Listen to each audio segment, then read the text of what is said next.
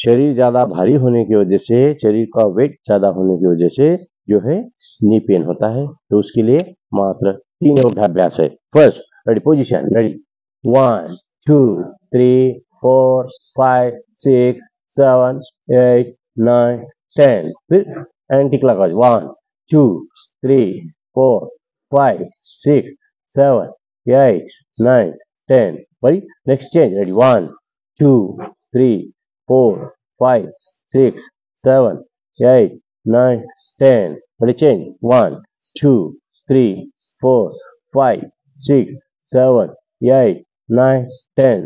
इसी के लिए और एक बार दोहराया जाएगा, इसके रहेगा, रेडी, 1 2 3 4 5 6 7 8 9 10। चेंज, 1 2 3 4 5 6 7 8 9 10। चेंज, 1 2